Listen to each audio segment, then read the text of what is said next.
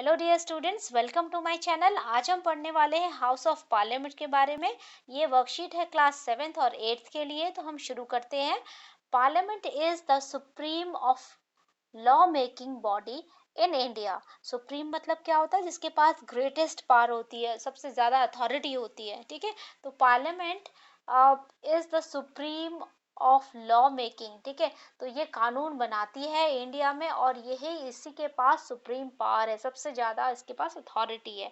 There are 3 organs of parliament. Parliament के 3 organs होते हैं।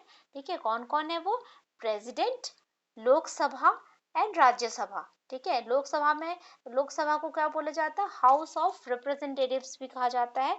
और राज्यसभा को बोलते हैं हाउस ऑफ स्टेट।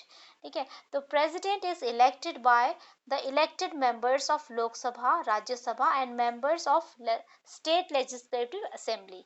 ठीक है, तो प्रेसिडेंट को कौन इलेक्ट करता है? जिन लोगों को हम इलेक्ट करके लोकसभा में भेजते हैं वो लोग, राज्यसभा के लोग और member of state legislative assembly के लोग, इसको मिलकर सब लोग प्रेसिडेंट का चुनाव करते हैं। ओके, तो यहाँ पर आप देखिए एक्सप्लेनेशन।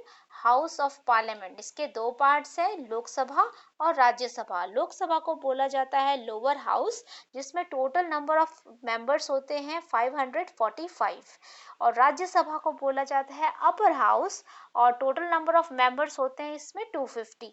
ओके, तो लोकसभा के बारे में आगे है that 453 members are elected by the people while 2 members belonging to Anglo-Indian community are nominated by the president।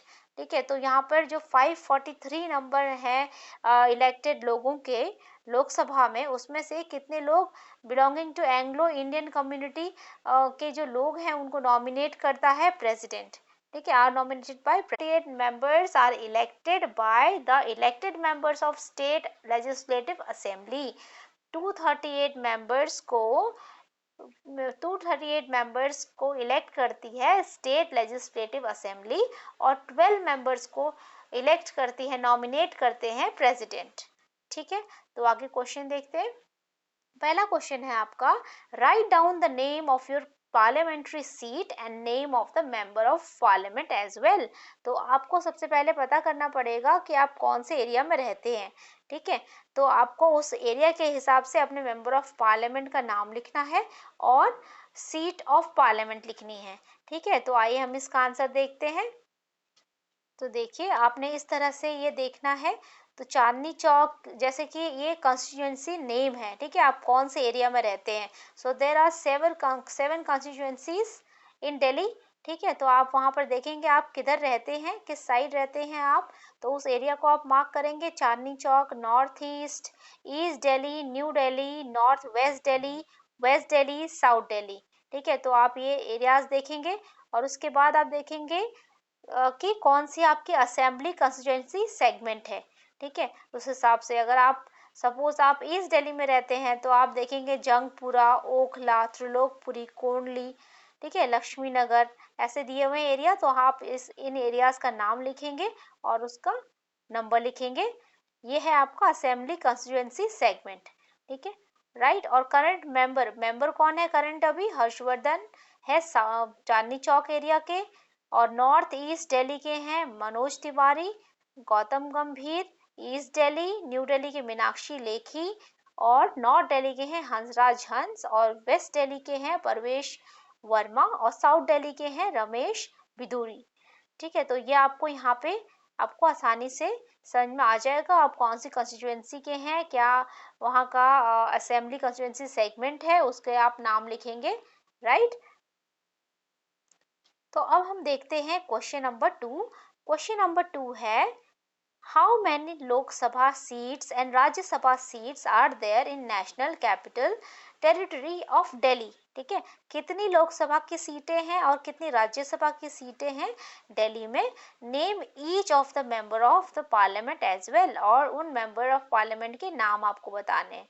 ठीक है, तो आप ऐसे यहाँ पे नाम बताएंगे। ये आंसर जरा बड़ा हो गया है आपका। ठीक है, तो आप यहाँ से देख लीजिए।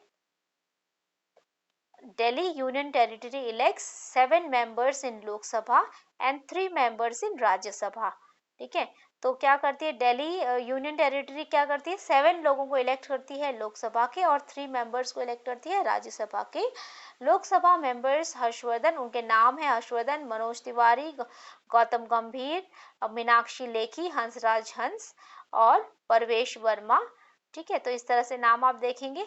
8th नाम बच्चों आप लिख लेंगे, अभी मैंने आपको दिखाया था।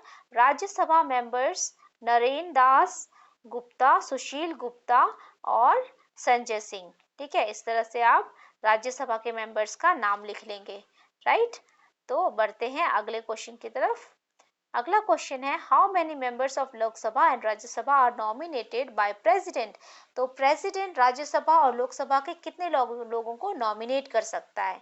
ठीक है, तो इसका आंसर देखिए, Lok Sabha members belonging to Anglo Indian community are nominated by president और राज्यसभा के 12 members are nominated by the president. ठीक है, इसका आंसर आगे यहाँ पर भी लिखा भी हुआ है कि कितने मेंबर्स को, देखो यहाँ पर लिखा हुआ है ना, 2 members belonging Anglo Indian community are nominated by the president.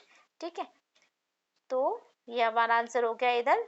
Next आपका आ गया question number 4, who elects president of India. India के प्रेसिडेंट को कौन इलेक्ट करता है।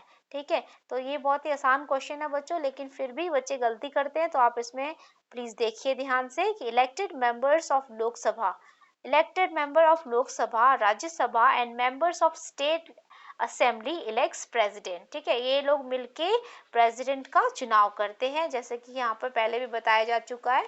ठीक है, आपको पहले ही बता दिया है, यहाँ पर president is elected by elected members of Lok Sabha, Rajya Sabha and member of state legislative assembly.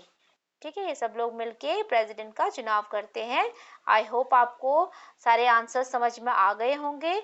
if you face any problem, any query, do let me know and please like, share and subscribe to my channel. I thank you all for watching my videos.